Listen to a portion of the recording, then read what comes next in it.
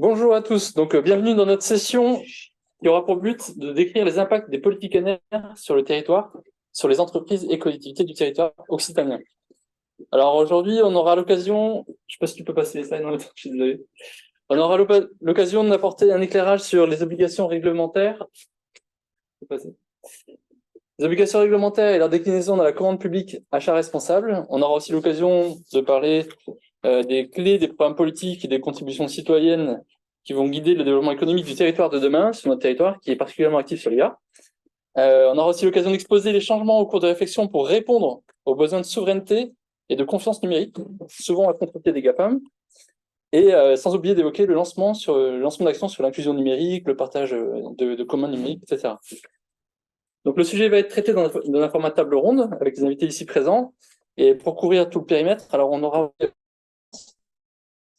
Donc on a invité à intervenir un élu, 2 agents de collectivité et un consultant. Donc ça, on couvre le périmètre de collectivités différentes, d'ailleurs. Un large périmètre. Et donc j'ai l'honneur de présenter Anne-Claire Duroy, parce qu'on est depuis longtemps, mais tu es diplômée à Paris. Je vais raconter. Directrice. Ouais, je présente vite fait. Tu me diras si j'ai raison ou pas, si c'est juste.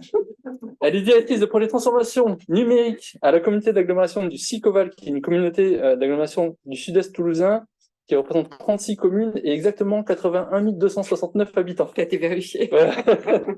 Elle anime la feuille de route de transformation numérique de la collectivité autour de 3 axes: l'innovation en conduisant la production et la diffusion de services publics, la transition en accompagnant tout le territoire dans la transition et notamment avec les plus fragiles, et le pendant économique aussi en confortant la filière numérique. Responsable, évidemment. Oui, évidemment, l'ensemble de cette démarche de numérique responsable autour de la sobriété, la frugalité, l'éthique et l'inclusion.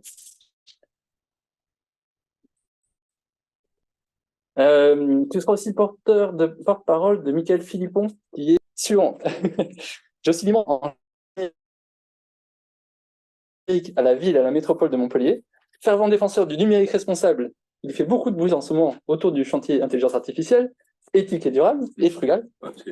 Passé, peut-être. Autour desquels il y a aussi une concertation citoyenne qui démarre à la métropole de Montpellier. Alors, je vais lui donner une image. Il est aussi considéré, je pense que souvent, comme le Lucky Luke de la métropole, car il va très vite. Et c'est bien parce que il pousse beaucoup les murs et il réveille, il fédère tous les acteurs du territoire. Juste. Ouais, c'est pas mon idée. Parfait. Et Nelly Mallet, oui. Donc directrice adjointe au service utilisateur de la DSI région Occitanie, diplômée de Polytech Clermont, tu es en charge d'assurer la relation utilisateur à travers le support, l'environnement de travail numérique, la documentation, la veille, l'accompagnement au changement. Et fait notable, évidemment, pour le United Day, tu es en charge aussi de la démarche numérique responsable pour la région. Exact. Parfait. Et enfin, alors à distance, on a en petit à l'écran Arnaud Pigné, leader d'activité business chez le groupe ISIA. Arnaud, avant ISIA, Arnaud était consultant pendant 14 ans en organisation et stratégie pour des collectivités publiques et des ministères, d'établissements bancaires et financiers et des bailleurs de fonds. Il a été chef de projet numérique responsable pour la région Nouvelle-Aquitaine et contributeur pour l'agence Lucie et l'ADEME dans la conception du label numérique responsable. C'est un expert du business model innovant et plus généralement d'innovation digitale responsable. Et aujourd'hui, il pilote et développe le domaine d'activité business, conseil et formation numérique responsable du groupe ISIA. Merci. Parfait. Merci et bonjour à tous. Pour la table ronde. Donc, on peut passer à la première question. Donc, je vais donner la parole à Anne-Claire. Du coup, la question qui va tout le temps être la même, la première question qui va tout le temps être la même pour chacun des intervenants, qui est, si tu veux passer, comment le Sicoval impacte son territoire, comment le numérique responsable pour le Sicoval impacte le territoire, et particulièrement par rapport aux obligations réglementaires, quelles sont les conséquences des obligations réglementaires pour les entreprises et les collectivités du territoire. Vaste sujet. Il y a peut-être une loi qui est assez fondatrice pour tout le monde, qui est la loi REL, réduire l'empreinte environnementale du numérique, qui est une loi du 15 novembre 2021 et qui nous oblige, nous, collectivités de plus de 50 000 habitants, de produire un programme de travail au 1er janvier 2023 et une stratégie numérique responsable au 1er janvier 2025. Donc ça, alors il n'y a pas évidemment de conséquences si on ne le fait pas, mais en tout cas, ça inscrit dans la loi des obligations réglementaires qui nous obligent, nous, collectivités, à nous organiser pour pouvoir produire cette feuille de route stratégique autour du numérique responsable. Donc, on a décidé au niveau du CICVAL de prendre cette notion de numérique responsable sous tous ses volets écologique, social, environnemental, éthique et souveraineté. Et donc, aujourd'hui, on écrit à 15 personnes cette feuille de route et également une quinzaine d'élus qui sont du coup impactés par tous ces sujets-là, ce qui permet d'infuser la question du numérique responsable. Bon, on part pas de complètement de zéro sur le volet écologique ici, puisque notre DSI, depuis longtemps, travaille sur ces sujets-là, en poussant nos ordis jusqu'à au moins 6 ans, donc allongement de la durée de vie, puisqu'on sait que 80% de l'impact écologique est lié à la fabrication des équipements. Il y a également une équipe qui répare en interne, donc de la réparation. On paramètre évidemment pour limiter faciliter les économies d'énergie. L'idée aussi qu'il y a un outil pour un usage, comme on n'a pas besoin d'avoir une Rolls-Royce pour faire de la bureautique et de l'Internet. Voilà, le genre de choses que l'on a déjà mis en place. Également, on parlait de l'achat public. On en parlait aussi au repas tout à l'heure. C'est 100 milliards l'achat public en France. Donc, c'est un vrai levier pour pouvoir faire bouger les lignes. Donc, c'est une prise de conscience qui est forte au niveau du SICOVAL. À l'échelle de notre collectivité, c'est 30 millions d'achats annuels. Et lorsqu'on dépasse les 50 millions, il y a l'obligation de réaliser ce qui s'appelle un SPASER, qui est un schéma de promotion de l'achat social, socialement et écologiquement responsable. Nous, on n'est pas obligés. Mais on a pris la décision de mettre en place ce SPASER parce qu'il y avait déjà une signature de charte des achats responsables qui a été signée d'ailleurs avec la région et d'autres acteurs. Il y a un collectif au niveau de l'Occitanie, je dirais peut-être plus sur la partie Est, qui travaillent ensemble sur cette question de l'achat responsable. Et l'étape d'après, je crois que la région a d'ailleurs un SPASER, c'est aller vers ce SPASER. Et donc, l'intérêt de ce SPASER, c'est aussi de pousser des indicateurs qui permettent de grandir et de voir l'évolution en 2 ans, puisque c'est des schémas qui durent 2 ans, comment ça pousse ces indicateurs de performance écologique et environnementale. Donc, ça introduit cette notion-là de manière complètement transverse. Donc, on n'est pas obligé de le faire, mais on a décidé de le faire parce qu'on pense que c'est un vrai outil, un vrai levier pour faire la transformation de la collectivité. Il y a aussi la loi AGEC, mais finalement, je vais peut-être te laisser, Nelly, parler aussi de ce que vous faites en matière de numérique responsable lié aux aspects réglementaires. Oui, donc merci. Donc la région Occitanie, en effet, elle a une démarche aussi numérique responsable qui s'inspire du projet social, sociétal porté par la région qui est le Pacte Vert Occitanie. Donc la région, elle a fait le choix de se faire labelliser par l'Institut numérique responsable parce que ça nous engage finalement dans un plan d'amélioration sur 3 ans pendant lequel on est audité par l'Institut numérique responsable et donc ça nous oblige à finalement avoir une démarche de progrès sur ces 3 ans. Donc, on a ainsi pu délibérer sur 19 engagements. 19 engagements dont sur les 3 piliers. Donc, le premier pilier, c'est la prise de conscience environnementale sur les matériels. Donc, tu en as parlé, avoir une gestion responsable de nos parcs et de nos infrastructures, allongement de la durée de vie, achat reconditionné, etc. On a aussi des actions sur le territoire en termes d'inclusion. Et le 3e axe important de notre stratégie, c'est la partie numérique souverain, d'aller vers un numérique vertueux et souverain. Et donc, j'y reviendrai après. Et donc, pour animer cette thématique sur le territoire, puisque c'était la question de départ, qu'est-ce que fait la région, on fait plusieurs actions en fonction des différents publics qui sont les nôtres. Donc, au niveau des lycées, par exemple, on a bien sûr, donc les lycées, ils ont des équipements sur lesquels on aura une gestion responsable des infrastructures et des postes de travail. Avec les proviseurs et les lycées, on a des actions de sensibilisation auprès de la jeunesse pour avoir des actions sur le cyberharcèlement, pour accompagner la jeunesse, parce que ce sont nos utilisateurs de demain, sur les bonnes pratiques à respecter, sur aussi des ateliers droits et devoirs. Voilà, auprès de nos bénéficiaires qui sont les entreprises et les collectivités, la région se positionne pour les amener à avoir une gestion plus responsable avec l'éco-incitativité et l'éco-conditionnalité des aides et des subventions que l'on donne à nos partenaires. Sur les citoyens, eh bien, ils vont dans nos accueils. On a des accueils sur tout le territoire, dans les maisons de ma région, dans les maisons de l'orientation. Donc, on a dans ces accueils aussi des dispositifs d'inclusion et puis du service d'accompagnement au numérique pour les citoyens qui sont éloignés du numérique. Et sur le territoire, on a aussi des agents qui sont dans les maisons de région, mais aussi qui sont dans les lycées, qui sont dans les maisons de l'orientation, et on les accompagne. Ça peut être des populations qui sont aussi éloignées du numérique par rapport à leur mission. Et donc, on a une stratégie de formation pour les bonnes pratiques et des sensibilisations à l'usage du numérique. Et donc, juste un point sur une stratégie qui est importante pour nous, c'est la sortie des GAFAM. Donc, c'est vertueux parce que les données qui sont confiées à la région, finalement, elles sont hébergées en France par des éditeurs français. Et donc, elles sont soumises à la réglementation européenne qui est protectrice des données personnelles avec le RGPD. Et donc, on a une démarche qui est résolue mais raisonnable. Donc, on ne change pas tout en une seule fois parce qu'il faut qu'on embarque avec nous les agents qui prennent les nouvelles habitudes qui sont ancrées depuis des années. Donc, en 2023, la première étape, ça a été la sortie du contrat Office 365. Et donc, on a choisi de faire évoluer les usages collaboratifs vers un éditeur français qui est Exoplatform. Et puis, à partir de 2024, on va aller voir les usages de vidéo, les usages d'Adobe. On regarde aussi Oracle et puis on regardera aussi les outils bureautiques du quotidien pour les faire évoluer aussi vers des outils du monde libre. Voilà. Super.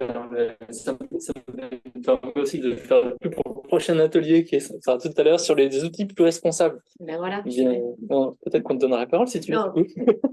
Très bien.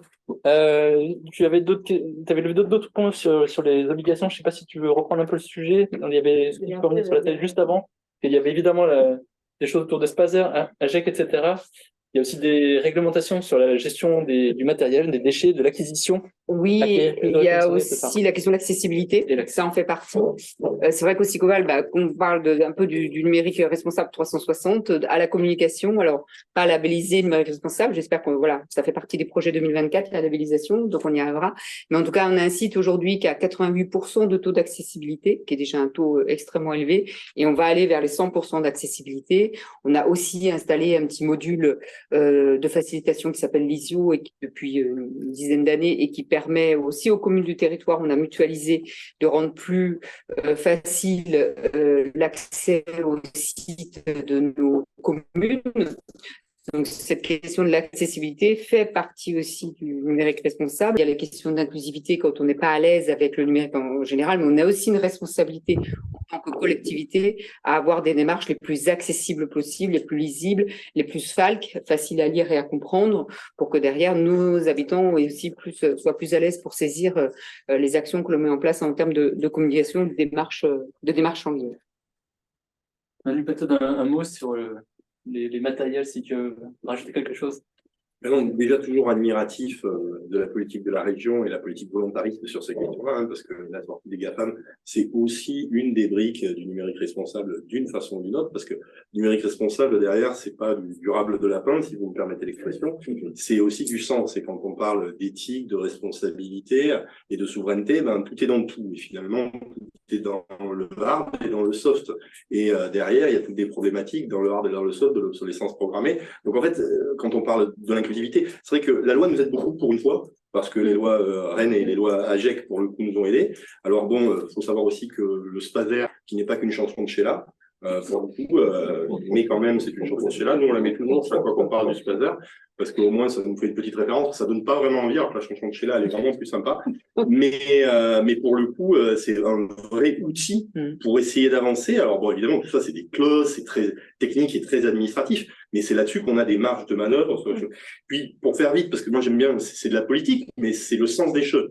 Donc, vous parlez d'éthique, de souveraineté et de responsable.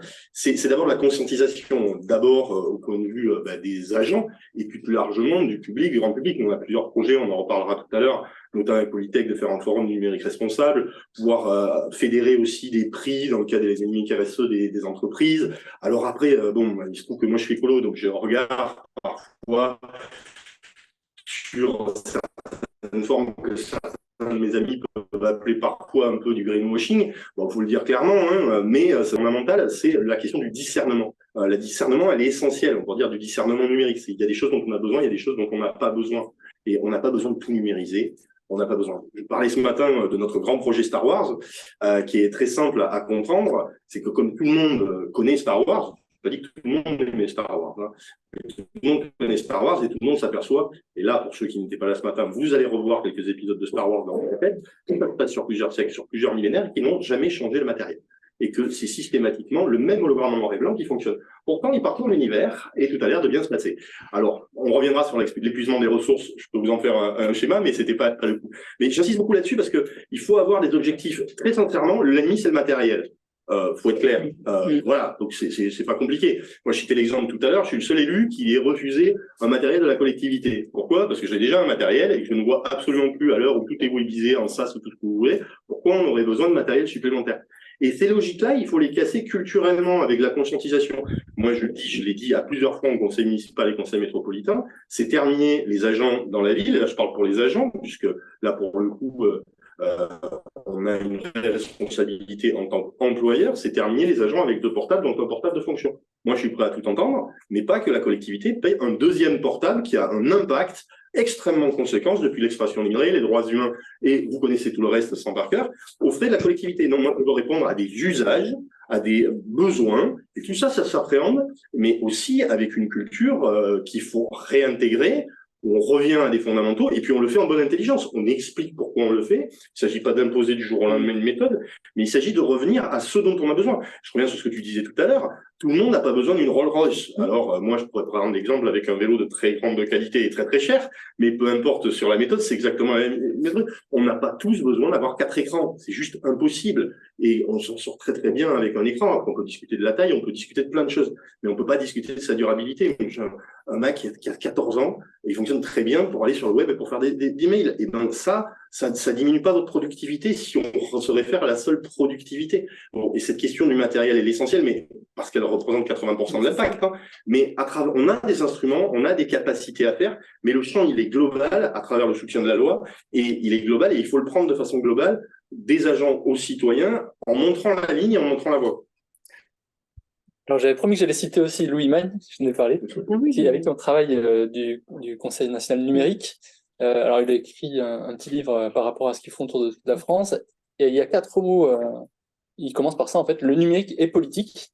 Et je rebondis en fait à ce que tu dis là en ce moment, c'est que en fait, effectivement, les choix que tu proposes aujourd'hui, donc que tu es en train de dire, c'est la politique. Parce que ça a une couleur, les choix qu'on fait de numérique, les choix de choses qu'on veut développer sur le territoire, en développement économique, etc.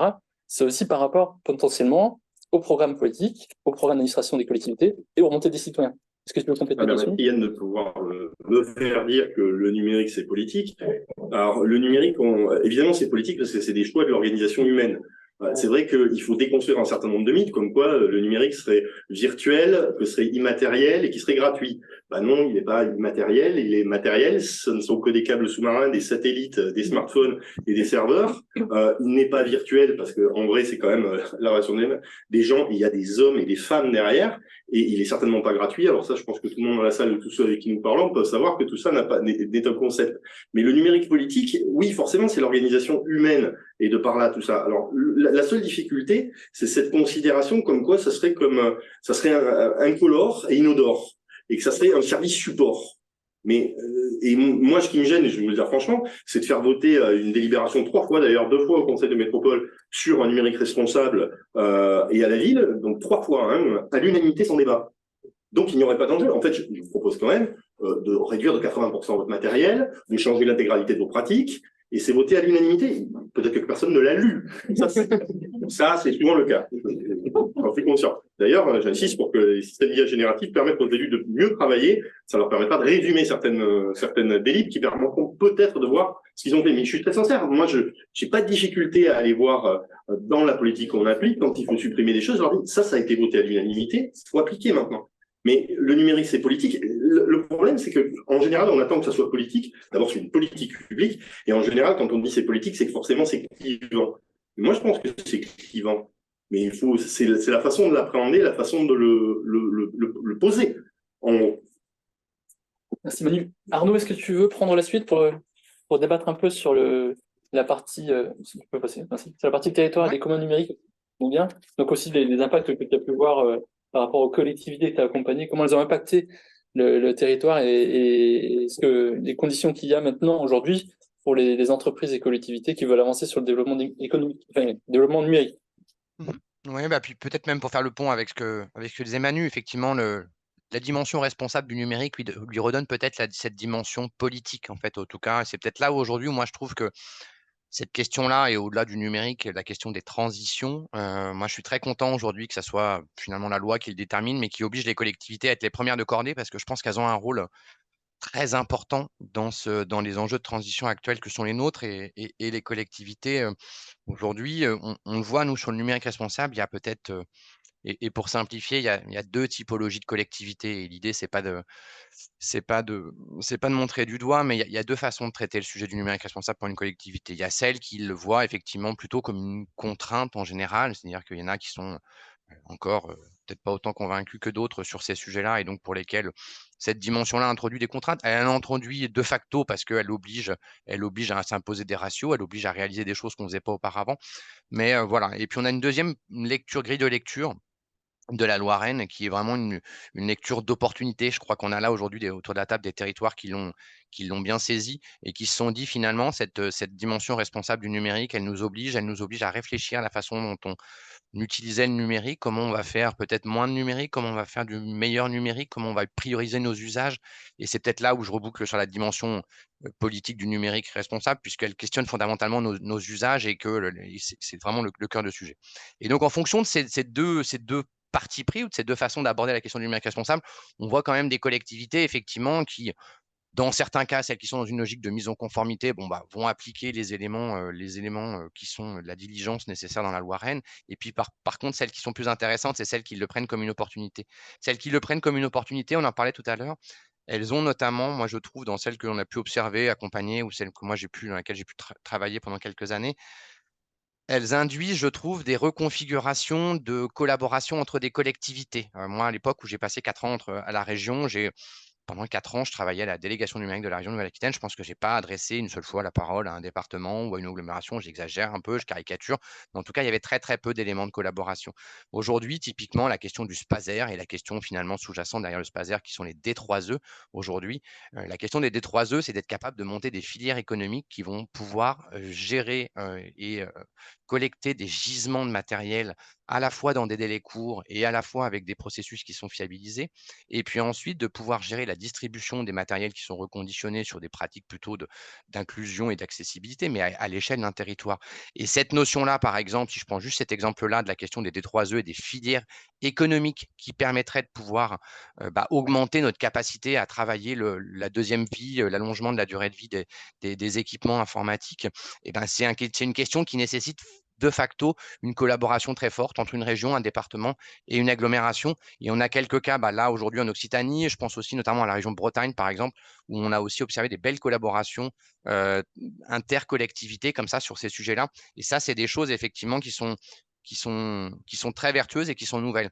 Et puis, peut-être également, pour compléter aussi cette lecture-là, c'est qu'on voit aussi que la question du numérique responsable, parce qu'elle traite de la dimension des trois, enfin, la fameuse règle des 3 P du numérique responsable, les people, la planète et la prosperity.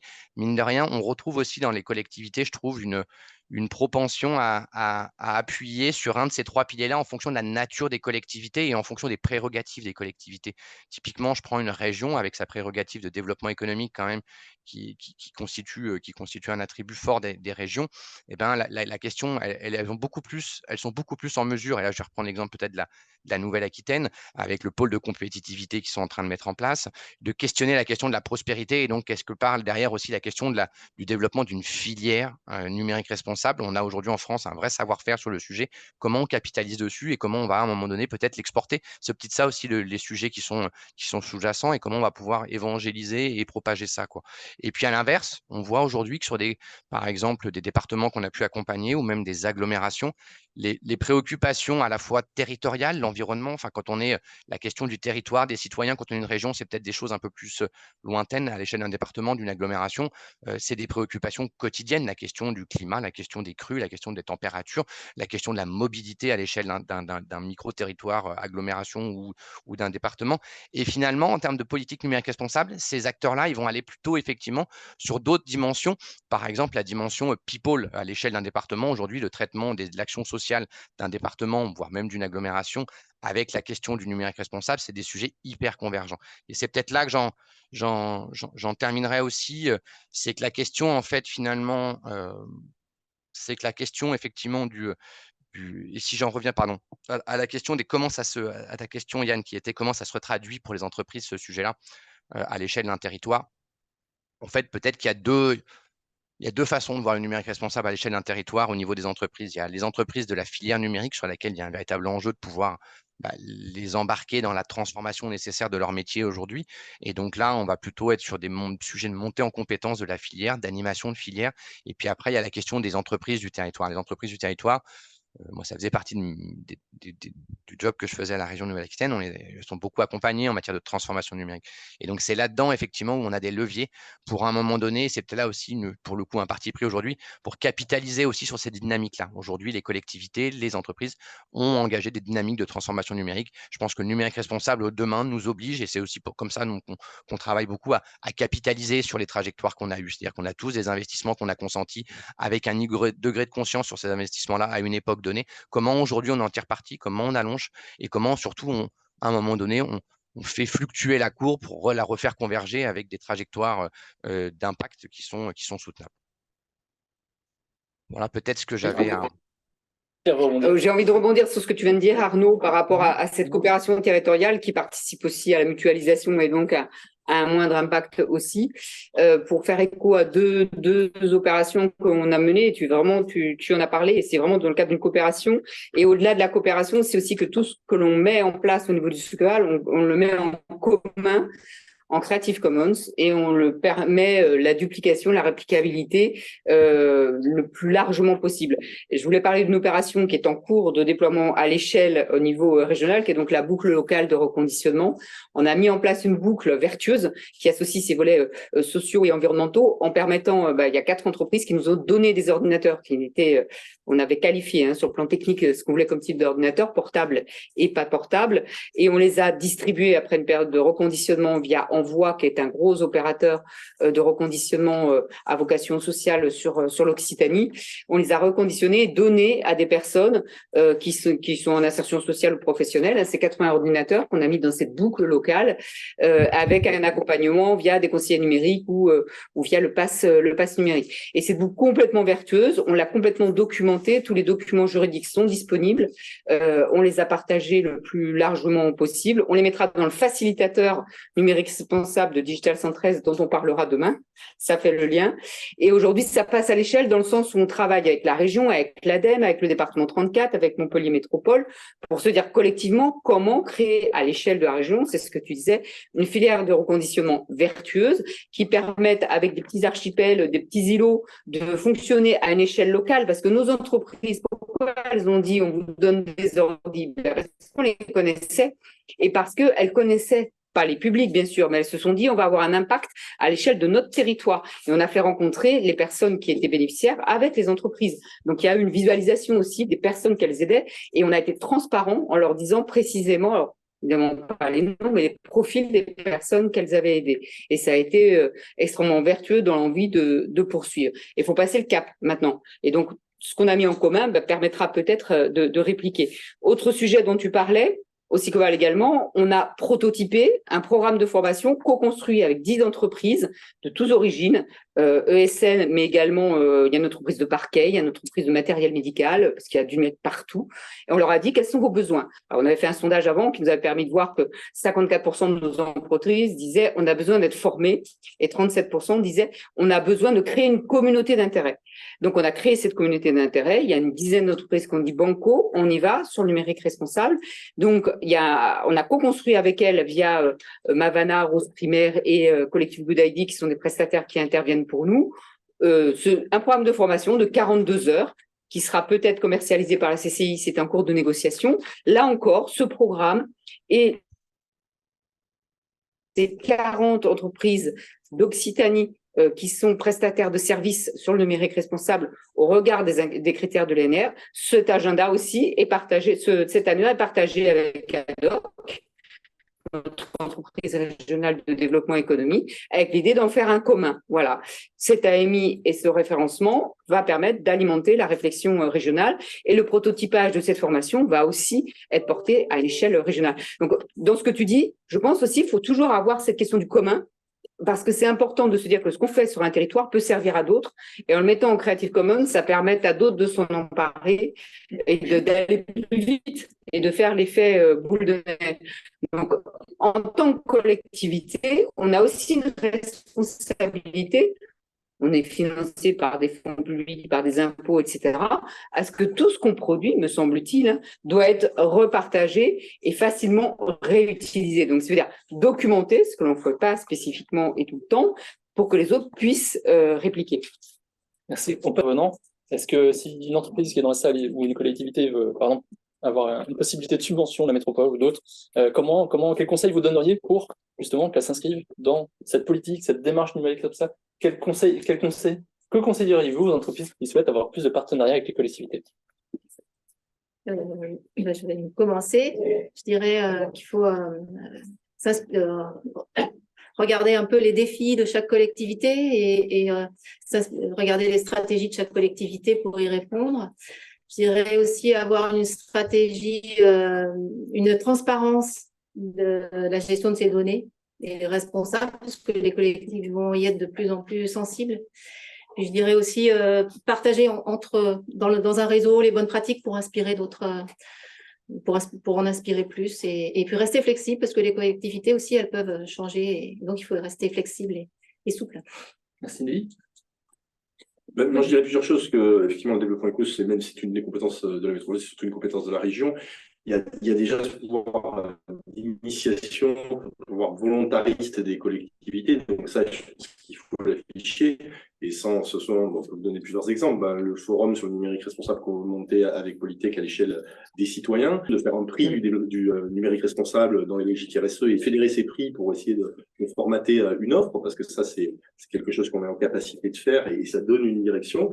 Et puis, c'est travailler ensemble. Alors, évidemment, je prendrai en exemple le projet d'IA Cluster dans le cadre de France 2030 et puis toute la question de l'IA que porte la métropole avec la région et avec les entreprises et avec les chercheurs. On ne fait mieux que quand on fait ensemble, quand on entend les propres contraintes des uns et des autres.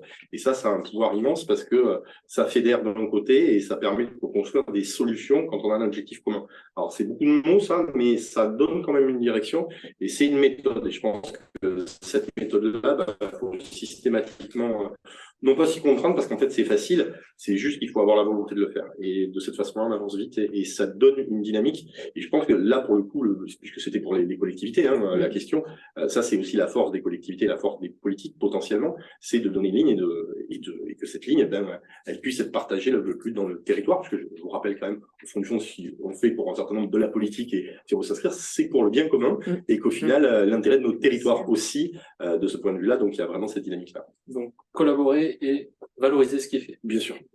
Et moi, je dirais aussi, pensez à vous labelliser.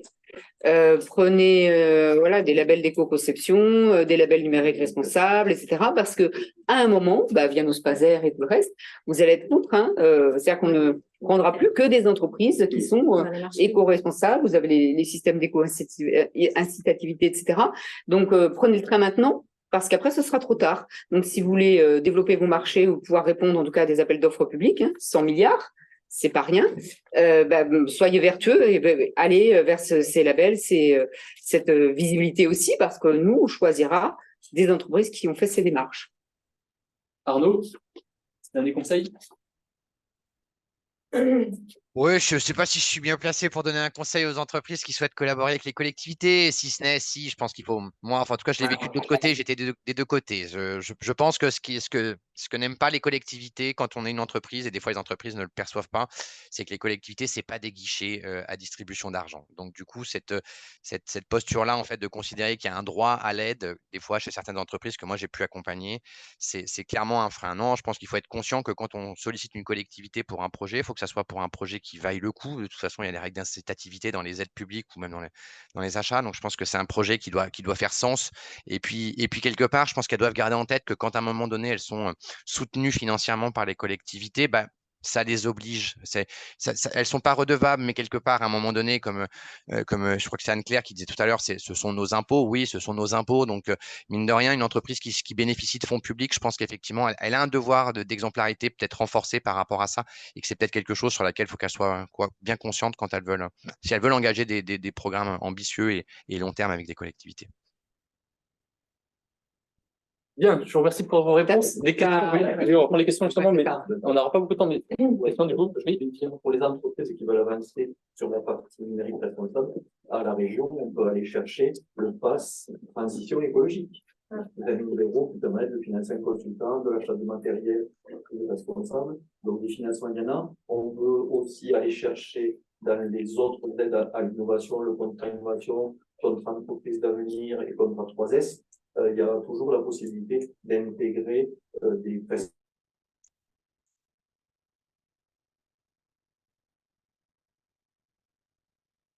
Donc, c'est finançable, c'est vrai. Ok, déjà des aides. Je sais pas s'ils entendent bien les distances, c'est bon ou ils n'ont pas des écrivains. Vous entendez bien les distances? Si vous n'entendez pas, je répéterai. Donc il y a déjà des aides sur lesquelles on peut, si on s'inscrit dans la transition, on peut déjà obtenir des aides. Oui. Une petite question pour Anne-Claire. C'est tous les communs que vous faites, comment tu les fais connaître en fait? Comment tu fais savoir que ces communs existent? C'est bien qu'ils existent et puis c'est génial, hein. Et après, c'est difficile aussi, c'est la. Alors, il y a d'autres communs qu'on est en train de faire avec le département qui sont des communs de culture numérique. On a créé 19 podcasts, 9 webinaires, dont un avec Vincent Courboulet, des web-séries, etc. On va passer par le CNFPT et par Pix pour diffuser ces communs. Donc, on essaye de trouver des chambres d'écho qui soient suffisantes. Il y a Rinoc sur la boucle locale de reconditionnement qui joue aussi ce rôle de chambre d'écho. Le facilitateur, moi je crois beaucoup au facilitateur numérique responsable de Digital 113. Moi, en tout cas, je porterai la voix des collectivités et on mettra au pot tout ce qui peut être utile. On fait aussi des scénarios pédagogiques pour les médiateurs de l'inclusion numérique sur le numérique responsable. Comment introduire ces notions de numérique responsable dans l'accompagnement du grand public. Et donc, ces scénarios pédagogiques, pareil, ce sera du commun et on mettra dans le facilitateur. Donc, voilà. Et puis, dès qu'il y a un webinaire, dès qu'il y a des occasions, on le dit, quoi. Hein, mais c'est vrai qu'il n'y a pas forcément un espace dédié à ça. Et au moins, à l'échelle de la région, on aura le facilitateur qui est porté par Digital 113.